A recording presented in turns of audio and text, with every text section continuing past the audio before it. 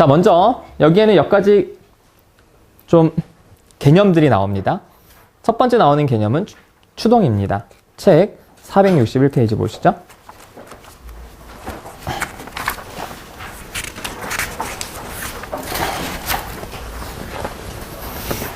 (461페이지) 맨 첫 번째 줄 보시면요. 추동이 무엇인지를 알려면 먼저 본능과 욕구를 알아야 한다. 이렇게 이제 말씀을 드렸어요. 자, 추동을 설명드리기 위해서 먼저 본능이 무엇인지 그거를 좀 설명드리겠습니다. 본능은 초기 심리학자들의 중요한 연구 주제였습니다. 여러분, 어떤 걸 본능이라고 하죠? 먹는 거, 본능. 자는 거, 본능. 그리고 성적인 것도 본능. 이렇게 얘기를 하죠. 아, 왜 이렇게 남자는, 왜 저렇게 항상 목표지향적이고, 왜 이렇게 좀 이렇게 단세포적이야? 그랬을 때 여러분 친구가, 야, 그게 남자들의 본능이야. 왜 쟤는, 맨날 걸핏하면 저렇게 맨날 잠만 자니? 야, 그게 본능인 걸 어떻게 이렇게 얘기를 하죠? 우리는 그런 얘기를 들으면, 아, 맞아, 본능이지. 라고 굉장히 이해된 듯한 그런 느낌을 가지게 돼요. 그런데 도대체 뭐가 본능입니까? 여러 사람들이 다 보이는 게 그냥 본능인가요? 아니면 본능이기 때문에 여러 사람들에게 나타나는 건가요? 먼저 학자들마다 본능이 무엇인지에 대해서 다 의견이 달랐어요. 그리고 본능이 몇 개인지에 대해서도 다 주장이 달랐습니다. 그런데 더 중요한 문제는 본능은 명명의 오류를 범하고 있어요. 일종의 순환 논리입니다. 본능이 뭐죠? 여러 사람들이 보이는 거, 공통되게 타고나는 거? 그럼 왜 여러 사람들이 보이고 그게 타고나죠? 본능이니까. 이렇게 계속 돌아가죠? 그래서 어떤 현상에 대해서 여러분 이름을 붙인다고 우리는 그것이 마치 깔끔하게 이해된 듯한 착각을 갖게 됩니다. 그런데 엄밀히 따져보면은 그게 진짜 원인인가? 그게 제대로 된 설명인가? 라고 했을 때 아니다라고 하면은 학계에서는 인정받지 못하는 거예요. 그래서 이제는 본능이란 말을 심리학자들은 잘 쓰지는 않습니다. 본능 대신 욕구라는 말을 씁니다. 그럼 욕구는 무엇이냐? 유기체의 생존과 유지, 그리고 성장을 위해 필요한 것을 욕구라고 합니다. 욕구. 그래서 우리는 수면에 대한 욕구가 있고요. 그렇죠? 음식에 대한 욕구가 있습니다. 그리고 성 욕구도 있죠.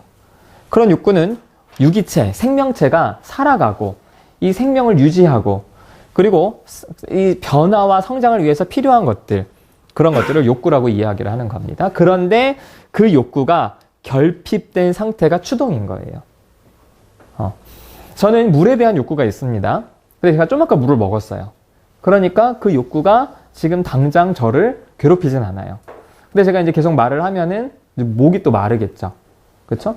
물에 대한 욕구가 있는데 그게 어느 순간 갈증이라는 불쾌감으로 느껴지겠죠? 그게 바로 추동이에요. 그래서 추동은 불쾌한 상태입니다. 필요한 욕구가 채워지지 않았을 때 불쾌한 상태. 잠에 대한 욕구가 있는데 잠을 충분히 잤습니다. 그럼 욕구가 채워지면 편안하죠? 잠을 못 잤어요. 그럼 계속 막 피곤합니다. 짜증이 나요. 막 자고 싶어요. 그게 추동인데 사람들은 그러한 추동을 감소시키는 쪽으로 행동을 합니다. 이게 추동 감소 이론이에요.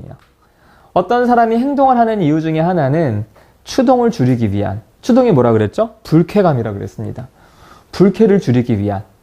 제가 막 목이 말라요. 막 목이 타요. 그럼 불쾌하죠? 그럼 저는 물을 마실 겁니다. 그러면 뭐가 사라집니까? 불쾌감이 사라지죠. 그래서 제가 물을 마시는 이유는 추동을 감소하기 위한 거다. 그런데 욕구가 결핍된 상태가 추동이라면 이건 다른 말로 우리 유기체가 일정한 상태를 유지시키려는 하나의 기제라고 할 수 있는 거예요. 제 몸에 물이 필요한데 물이 사용이 돼서 떨어집니다. 그럼 불쾌한 거예요. 물을 먹으면 다시 이게 회복이 되죠. 원래 상태, 항상성, 동질 정체라고도 하는 일정한 안정된 상태를 유지하기 위해서 우리는 추동을 느끼고 그것을 불편감을 느껴서 없애려고 하는 거다. 그래서 추동은 뭡니까? 욕구가 결핍되었을 때 나타나는 긴장 상태예요. 다른 말로 하자면 사람들은 불편감을 싫어한다는 겁니다. 그렇죠. 네, 불편감을 싫어해요. 그래서 그쪽을 감소시키려는 거다. 그래서 욕구와 추동은 이렇게 한 쌍으로 늘 같이 다닙니다. 이 욕구의 위계를 설정한 심리학자가 있습니다. 매슬로우라는 이제 심리학자예요. 여러분 책에 보시면 462페이지 아래쪽 인간주의학자 매슬로우는 욕구의 위계 이론으로 유명하다. 욕구의 위계란 아래쪽의 욕구가 충족이 되어야 위에 쪽, 상위 욕구가 충족을 요구한다는 겁니다. 그래서 아래쪽의 욕구를 충족시키기 위한 사람들은 많고 밑에 게 충족돼야 그 다음 단계 욕구를 충족하게 하는 어떤 순서들이 있다는 면에서 위계인데요. 자, 화면 보시면 보통 이렇게 피라미드 모형으로 나옵니다. 이게 피라미드 모형인 것은 아래쪽 욕구를 추구하는 사람들이 훨씬 많다는 거예요. 그 중에서 충족된 사람들이 위로 가는 거니까 이렇게 피라미드가 되겠죠. 가장 기본적인 욕구는 뭡니까? 생리학적 욕구입니다. 생물학적 욕구. 네, 제가 책에는 생리적 욕구라고 써놨네요. 어떤 것들이 생리적 욕구죠? 숨 쉬고, 먹고, 물 먹고, 섹스하고, 자고 이런 것들이 바로 생물학적인 욕구죠. 그렇죠? 인간을 뭐라 그럴까요? 인간의 존엄성을 뒤흔드는 그런 아주 나쁜 범죄 사건들을 보면은 그 악당들이 그 피해자의 이걸 가지고 놉니다. 그렇죠? 안 먹인다든지 안 재운다든지 그러면 안정감의 욕구, 소속감의 욕구, 자존감의 욕구 이런 거는 사람들은 추구하지 않아요. 지금 당장 내가 배고파서 죽게 생겼는데 그런 걸 추구하지 않는다는 거죠. 그래서 어느 정도 생물학적인 욕구가 채워진 사람들은 그 다음 안정감의 욕구, 물리적인 안전, 신체적인 안전 이런 것들을 추구하는 겁니다. 그래서 안전감의 욕구, 배도 부르고 잠도 잘 잤습니다. 그리고 몸이 안전해요. 안정감을 느껴요.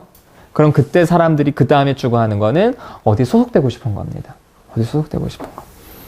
제가 이제 입시 강좌를 하니까 입시 준비하시는 분들을 많이 만나요. 그럼 이제 이분들이 하는 얘기 중에 참 공통된 것 중에 하나가 대학을 졸업하니까 그리고 입시 준비를 하니까 힘들다. 그래서 어떤 게 힘들어요? 그랬을 때 소속감이 없다는 거예요. 자기가 어디 소속된 게 없다고. 그럼 내가 그랬지. 그 누다심의 심리 아카데미 소속된 거야. 근데 별로 사람들이 별로 좋아하지 않아. 뭔가 이렇게 매일마다 모여서 뭔가 주고받는 그걸 원하는 거예요.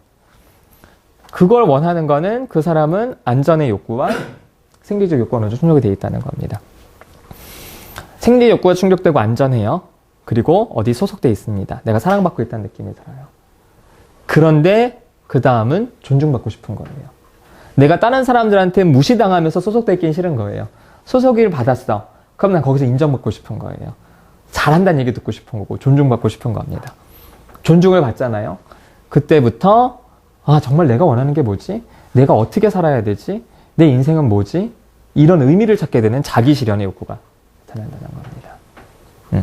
여러분 지금 어느 단계에서 멈춰 있나요? 한번 생각해 보세요. 분명히 이제 공부를 하셔 오셨으니까 이쪽은 이제 어느 정도 채워지셨을 거예요. 그래서 아마 욕이나 욕이 혹은 요 사이에 들어가 있는 또 욕구들이 있습니다. 463페이지에 보세요.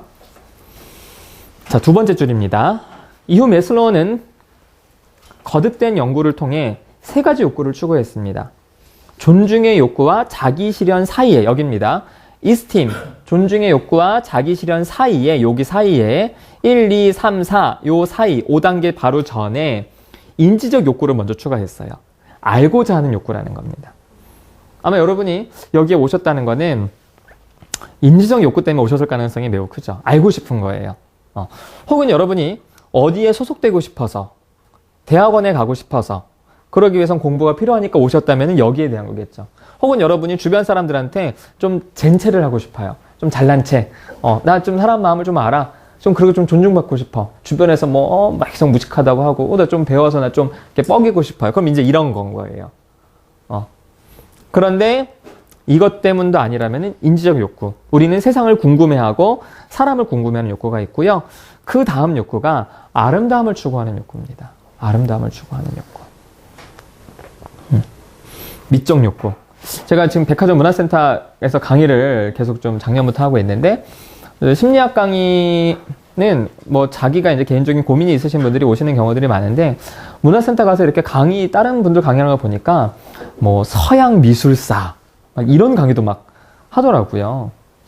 그래서 저건 어떤 분들이 들을까? 저걸 왜 들을까? 했을 때 어떤 분들은 야 저거 뭐 저거 들으면 저 뭐해? 뭐 밥이 나와? 뭐가 나와? 사실 이제 그렇게 얘기할 수도 있겠죠. 인지적 욕구가 채워지는 거예요. 인지적 욕구. 사실은 그게 나한테 크게 도움되지 않아도 이게 이런 거구나. 이게 이런 면이 있구나. 그것도 굉장히 큰 욕구인데 그게 충족이 됐으면 사람들은 아름다움을 추구합니다. 아름다움. 그런데 여러분, 아름다움을 추구한다는 게 누군가한테 사랑받고 싶은 거라면 이거예요. 여기서 말하는 아름다움은 아름다운 그림 같은 걸 보고 싶은 거예요. 그리고 내가 사랑받는 것과 무관하게 나도 있는 그대로 그냥 아름답고 싶어진다면 그것도 미적 욕구겠죠. 그런데 한국 사람들은 아름다워야 사랑받는다고 생각하는 건 요건 요거죠. 누구한테 지기 싫어서 이게 성형하는 건 이제 이런 쪽이겠죠. 근데 이제 그 순수한 아름다움을 추구하는 것도 있고. 그리고 마지막 5단계를 자기 실현과 초월로 구분했습니다. 자기 실현은요, 내가 원하는 내 삶을 잘 사는 거예요. 초월은 타인의 자기 실현을 도와주는 겁니다. 가장 최상위예요. 최상위. 그래서 자기 실현 다음에 그렇게 구분했다. 그런데 이 세 가지 욕구를 추가해서 총 8단계로 구분을 했지만, 그런데 이 5단계가 워낙 오랫동안 사람들 사이에 널리 알려져 있었기 때문에 여러분이 보시는 책에서는 보통 요 그림이 있는 경우들이 많습니다. 근데 물론 이후에 확장을 했다는 거죠.